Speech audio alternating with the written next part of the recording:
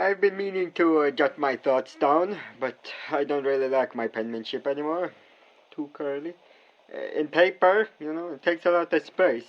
Testing out audio recordings now and see where it goes. Idea for Black Mirror episode. Company that kidnaps people and then goes to the family and offers them an exact replica of the person, only it is the person, and then chaos ensues as the person says like they are the real thing and the family doesn't believe them. I've always thought of myself as a man of the law, but the other day, someone stole the bell of my bicycle, and I'm going to buy a knife, and I'm going to tape it to my bike, and I'm going to run into people. Sooner or later, I will hit the perpetrator.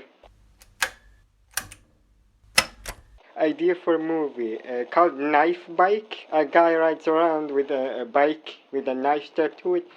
There's something in there. I don't know if he's the villain or the hero. Left to be seen. And no, he would be the villain. It did not turn out nice.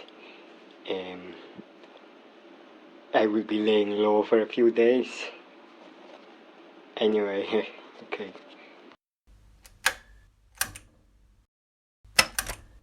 Hi, audio diary. Igmar wants me to log my symptoms, and I don't even know what I'm infected with at this point, to be honest. I sort of lose interest after a while. Rosch? Yeah? Rosch, I need you to come here right now. I've just finished making my first curry, and I want you to be the first to taste it. Could you come here, please? Yeah, coming, Igmar. Oh my God. Coming, Igmar. Jesus Christ, that's embarrassing. Edit that part out later. And that is why I will never go on a canoe with Candido. Wait, hold on, there are delinquents here bending a poor sapling, a little tree. They're gonna break it. Excuse me? Are you aware that this is an illegal activity? A destruction of property? I will not stand for this senseless crime. When I first moved in, I sort of thought that Candido was a piece of shit. And now that I lived here for a few months, I don't know, I still think he's a piece of shit. Conflicting thoughts about Odious. His blue skin is so captivating. My mother was blue, a very beautiful woman. What was I talking about? I don't know where I was going with this. Can you bought grapes? And he said I could have as many as I want before he gets back. So I'm going to eat all of them, so he can't have any. So he'll fucking learn to choose his words better. Idiot. When I was a young lad, what year could it have been? 1804? So I was what, 8? Yeah, 8. I remember I was playing at a neighbor's farm with some children from the village, running along the fence where they kept the sheep. My house was just beyond the pasture. And then I happened upon a bird in the grass. It was a magpie, a skinny-looking thing. I still remember how hard my heart beat when I saw the blood. It must have flown into the fence. The other children grouped around it. We were all a little scared, I think, but well, I was definitely feeling the worst of it. It was hurt, badly, and it was still alive. I was scared because I knew I had a responsibility. I had to put it out of its misery. But I was the son of a seamstress, not a farmer or a butcher. I didn't have it in me. But I was the oldest. I remember crying. I had never felt that sort of despair before. And then, out of some miracle, I don't know if my friend fetched him or if he heard my cries, but through the mist of my teary eyes, I saw my father hurrying towards me, axe in hand. happens to a child are like divine intervention. Next thing I know, I'm sobbing into his shoulder as he carries me home. The deed was done. The bird was gone. I was so ashamed. But my father held me tight, silently carrying me home. There are moments in my life where I wish for nothing more than for my father to once again come running with that axe, take me in his arms, carry me from my fear, and take all of my problems away.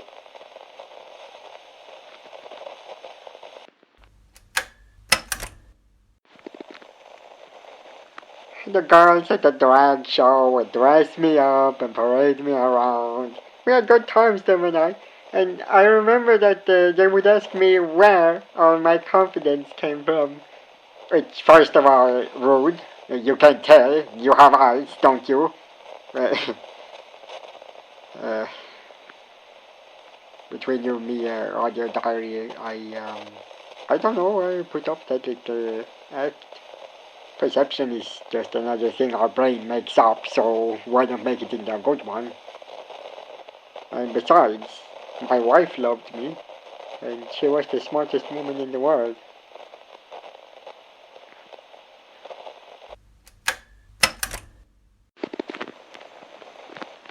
I kept doing it, making that call.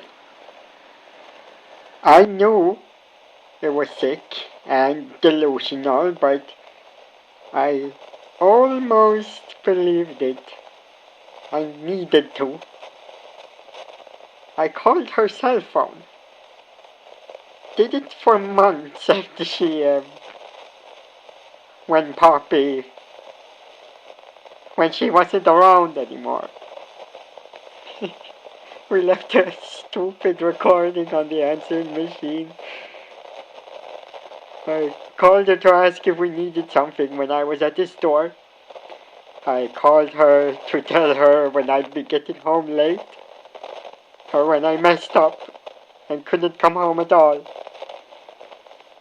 But there was no home, and no puppy.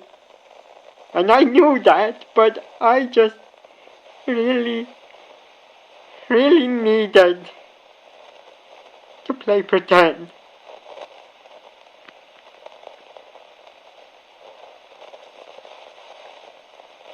I really miss you, puppy.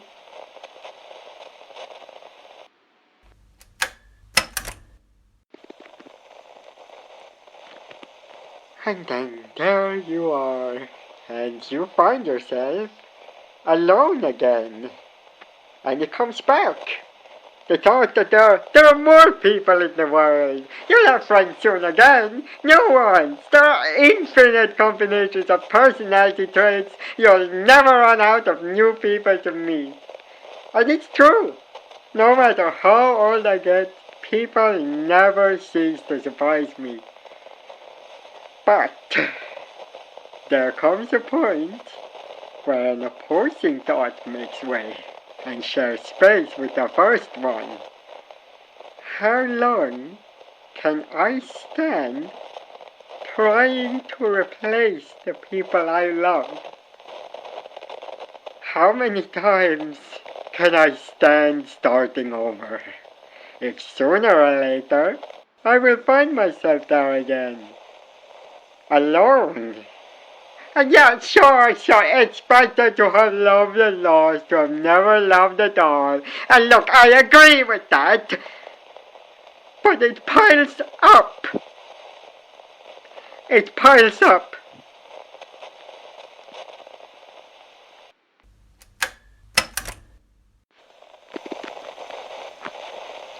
I don't know if killing myself is really solving anything, because it's not working.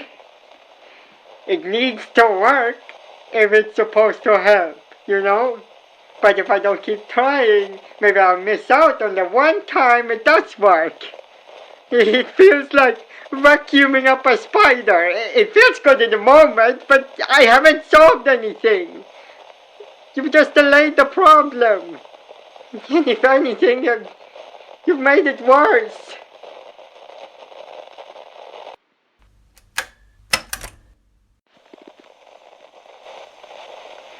There is no universal truth, no psychological trick to well-being, no mindfulness hack to rid you of stress, thinking you can better yourself if you just learn one more thing. It's pointless. There are too many variables, too many complex systems at play. It would be like trying to control all of the functions of a computer with a single button. Good luck opening your mail or checking your socials. There's just one button. I suppose I found a way to answer that metaphor. There is a way to get what you want with a single button. You turn the computer off. You pull the plug.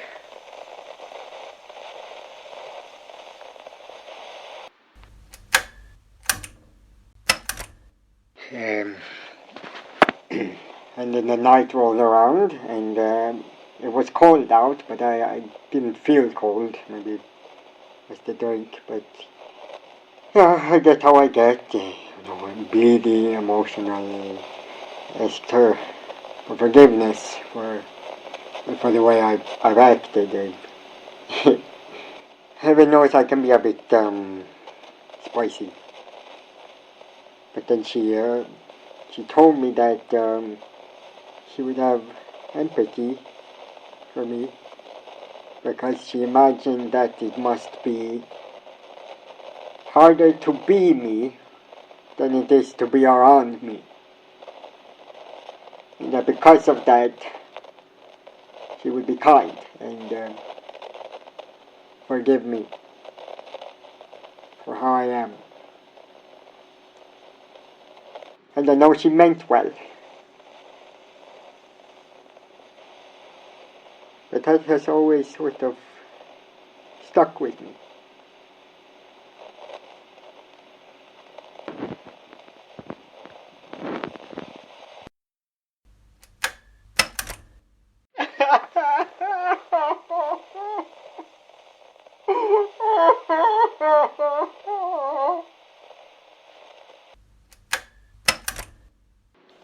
I never mentioned a boy, and yet it feels like everyone around me knows. It's like they can smell it on me, like a dead wife. And I always feel sort of paranoid about it, wondering, oh, who knows, who doesn't? Is that a cue that they do know? Is that what can I say? How much can I share? What context makes sense without alluding to too much? Alright, I told them this, so I have to give them the whole truth? Does it make sense? She's not a secret. But it feels like she is. If people know or not, it doesn't really change anything. In reality, it's the same. It's just their perception of me, I guess. Will they forget about me? Will they think only of her? Will they feel sorry for me? Will they treat me differently? Will they just see me as a half? Will they understand why I am the way that I am? Does it matter?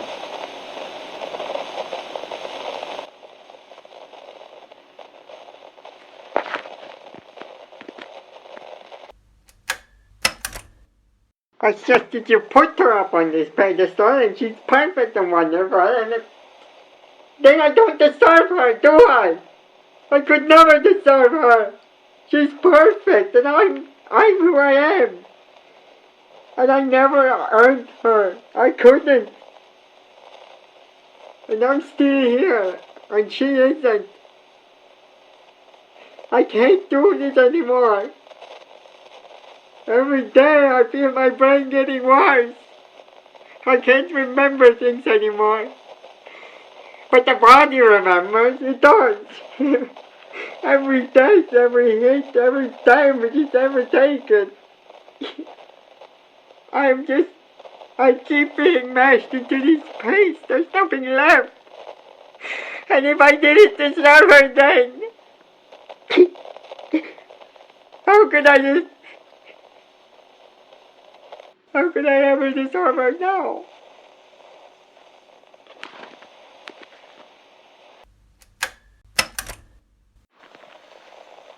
I had the plans. Of course I had the plans. A man like me, anxious about that. My fear was tenfold when it came to my wife. Did you want you both to be immortal? No, not immortal, no. I thought I had made myself indestructible. But, of course I wanted her to be safe too, but I doubted myself. Thought my achievement was just a fluke. I couldn't mutate her, I didn't dare to. I had to work on the formula some more, but life got in the way. It's idiotic to think of it now why I didn't prioritize. Instead of working, I spent time with her. Time I could have been spending with her now, had I just... By the time I was satisfied with the formula, I was an old man, and Ingeborg was an old woman.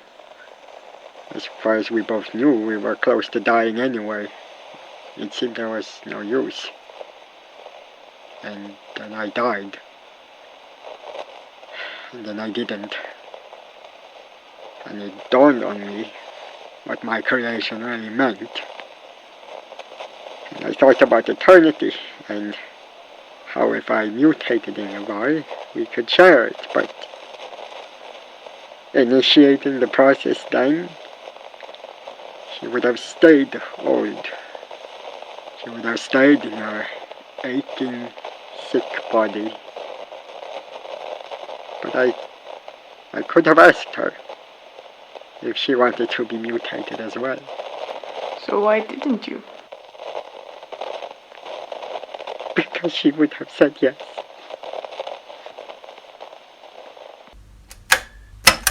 I've seen the kids talk about it, about their years around 2005, wild and free on the interwebs. How they would search for these videos with the footage of a person dying, executions, beheadings, war, sending it between each other and playing a very dangerous game of chicken. They did this to build a tolerance, to become stronger. But they misunderstand growth. Tolerance isn't a wall you can build. It is a beaker being drained.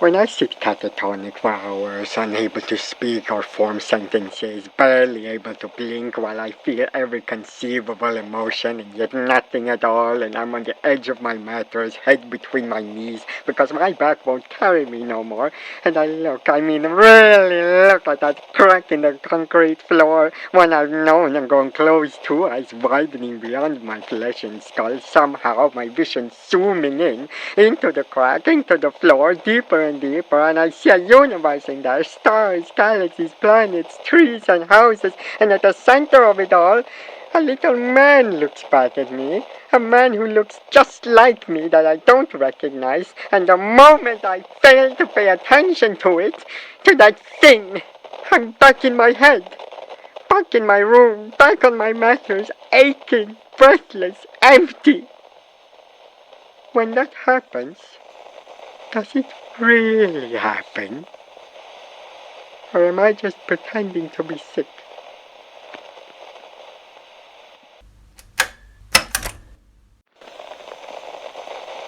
How does a perfect machine, whose only function is staying alive, cope, when all it wants to do is the opposite.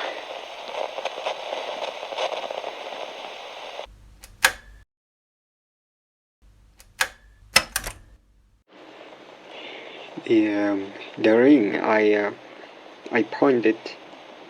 I needed the money. I pawned my wedding band, my promise to her. I told myself I wouldn't. But things got worse. I don't remember why, but I got worse. And then I did something.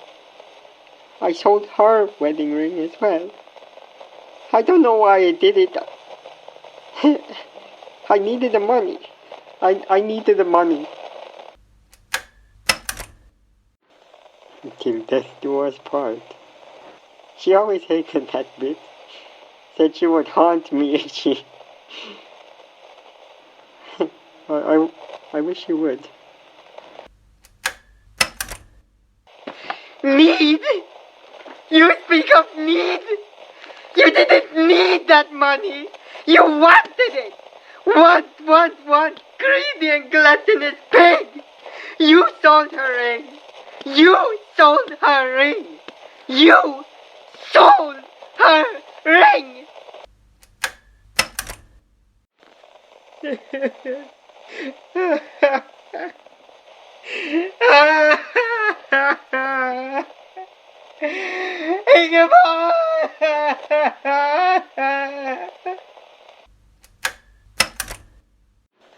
I don't talk about my wife, ever. Not to people.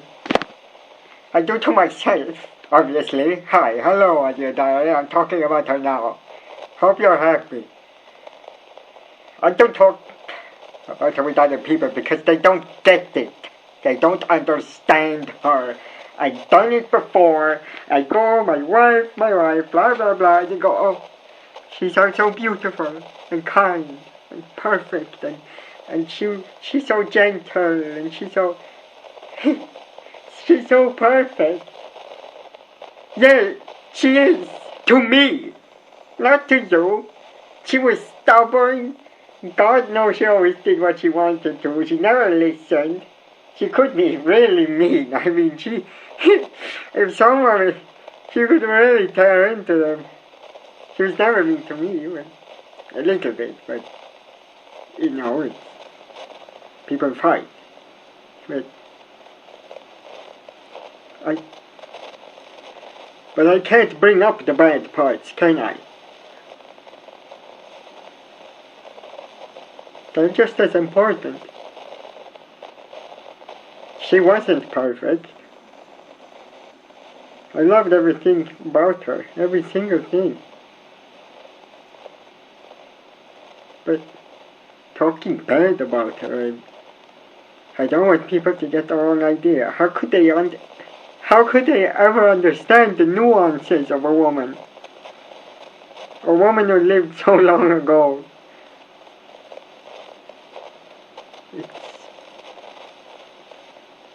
I can't even...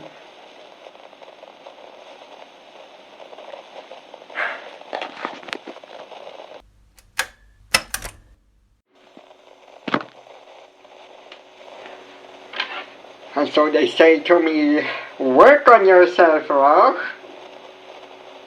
Oh, you just need to work on yourself. Pick yourself up.